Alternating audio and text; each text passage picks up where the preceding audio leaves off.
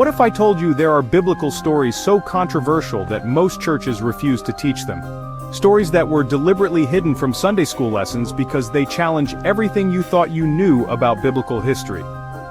Today, we're uncovering 7 forbidden Bible stories that religious institutions don't want you to hear.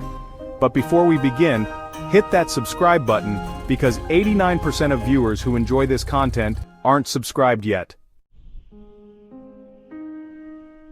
Our first forbidden story comes from Genesis chapter 19, set in the aftermath of one of the Bible's most dramatic events, the destruction of Sodom and Gomorrah. These cities, once bustling with life, were reduced to smoldering ruins as a result of their wickedness, according to the biblical account. The devastation was so complete that nothing living remained, and the land itself was scarred forever. While most people are familiar with the story of Lot's wife, who looked back at the burning cities and was turned into a pillar of salt, what happened to Lot and his daughters after their escape is a story rarely discussed in church or Sunday school. It's a tale that's often glossed over, perhaps because it's so unsettling and difficult to talk about. After fleeing the destruction, Lot and his 2 daughters found themselves alone, isolated in a cave high in the mountains. They had lost their home, their community, and believed that civilization itself had been wiped out.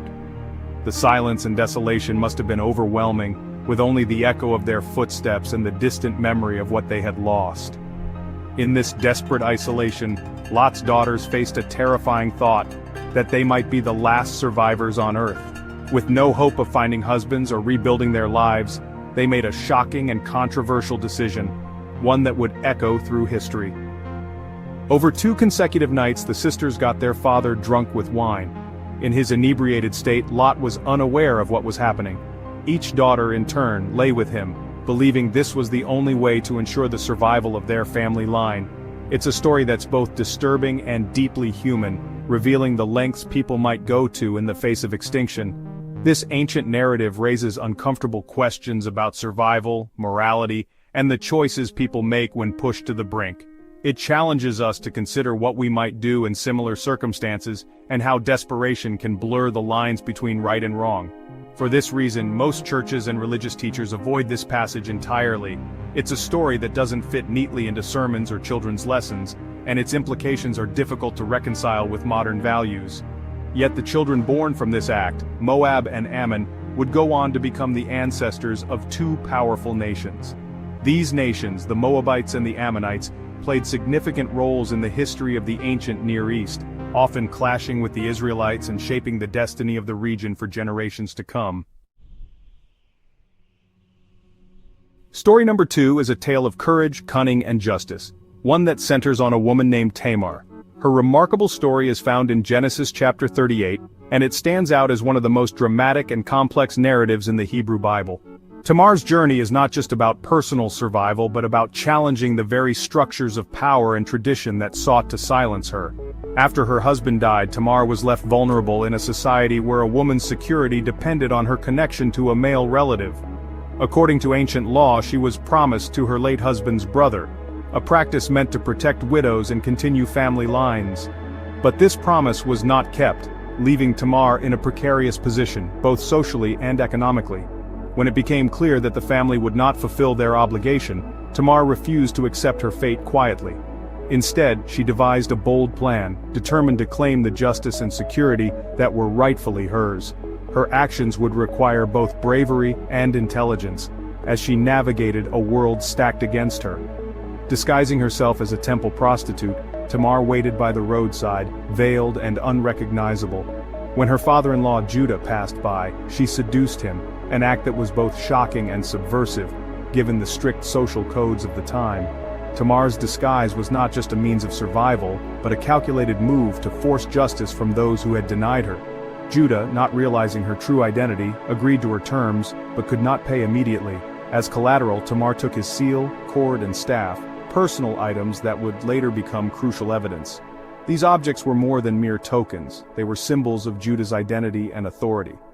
Months later, Tamar's pregnancy became obvious, and she was accused of adultery, a crime punishable by death. In a dramatic confrontation before the elders, Tamar produced the seal, cord, and staff, revealing that Judah himself was the father.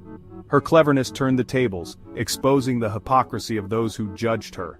Confronted with the truth, Judah was forced to admit his wrongdoing. He declared, "She is more righteous than I," acknowledging that Tamar had acted with greater integrity than he had. This admission was extraordinary, especially coming from a patriarch in a male-dominated society. Tamar's story is a powerful example of a woman using the very rules of a patriarchal system to secure her rights and dignity. Her actions challenged the status quo and forced those in power to confront their own failures. Perhaps that's why many churches avoid telling Tamar's story in detail. It involves prostitution, deception, and uncomfortable family dynamics. Yet it remains a testament to resilience, resourcefulness, and the pursuit of justice against all odds. The third story from Judges chapter 19 is perhaps the most disturbing in the entire Bible. A Levite priest traveled with his concubine and they stayed overnight in Gibeah. The men of the city surrounded the house, demanding the Levite be brought out. Instead, the concubine was given to them. The next morning, she was found dead at the doorstep. The Levite's response was to cut her body into 12 pieces and send them throughout Israel, sparking a civil war. This story parallels the tale of Sodom and Gomorrah but with a more tragic ending. It's never taught in church because it involves gang violence, sacrifice of the innocent, and raises serious questions about ancient attitudes toward women and justice. So everyone knows the story. King David, the mighty ruler of Israel, once looked out from his palace rooftop and saw Bathsheba bathing.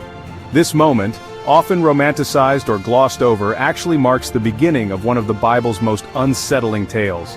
David, at the height of his power, was captivated by Bathsheba's beauty, but what happened next was far from a simple love story. Most people know David committed adultery, but the full story reveals something much darker and more disturbing.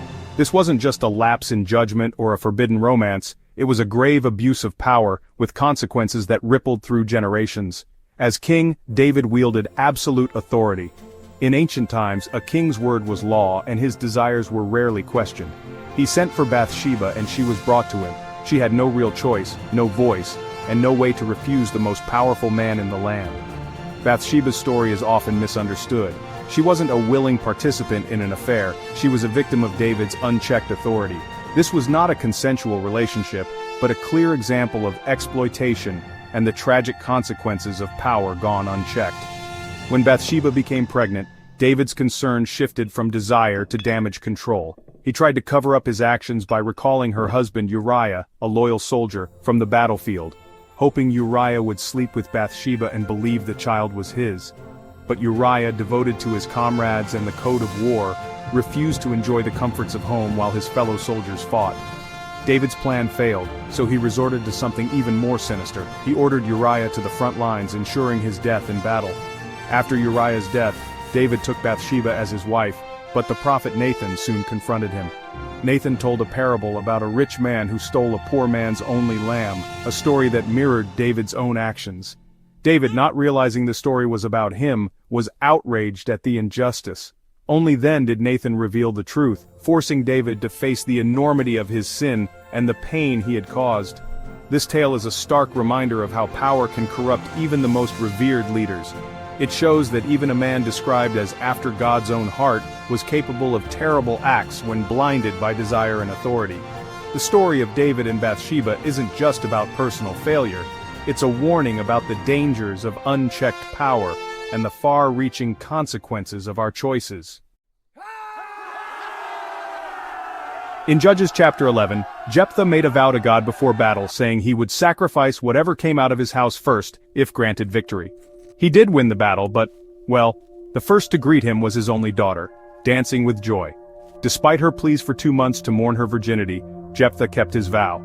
The text strongly suggests he actually sacrificed his daughter, though, some interpret it as lifelong consecration instead.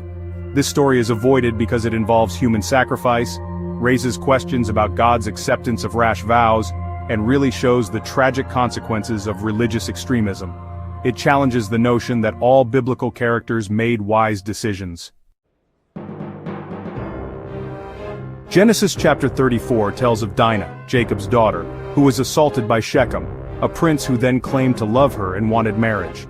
Her brothers, Simeon and Levi, pretended to agree but demanded all the men of the city be circumcised first. While the men were recovering and vulnerable, the brothers attacked the entire city, killing every male and taking their women and children as captives. Jacob was horrified, not by the violence but because it made him, quote, odious to the inhabitants of the land. This story raises questions about justice versus revenge, collective punishment, and honestly, the value placed on women in ancient times. Churches usually avoid it because it involves sexual assault, mass murder, and morally ambiguous responses to trauma. Our final forbidden story isn't violent, but it's definitely sensual. The Song of Solomon contains some of the most explicit romantic poetry in religious literature. Lines describing physical intimacy, passionate desire, and, erotic imagery fill the entire book.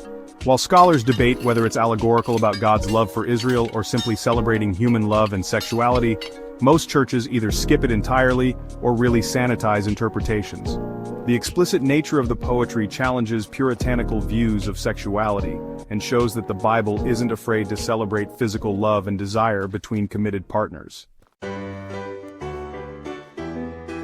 These 7 stories remind us that the Bible contains complex, often uncomfortable narratives about real human struggles, moral failures, and difficult situations. They weren't included to be role models, but to show the full spectrum of human experience. Understanding these stories gives us a more complete picture of biblical history and human nature. So what do you think about these forbidden stories? Share your thoughts in the comments below. If you found this video eye-opening, smash that like button, subscribe for more hidden biblical content, and ring the notification bell. Next week, we'll explore the lost books that were removed from the Bible. Until then, keep questioning, keep learning, and I'll see you in the next video.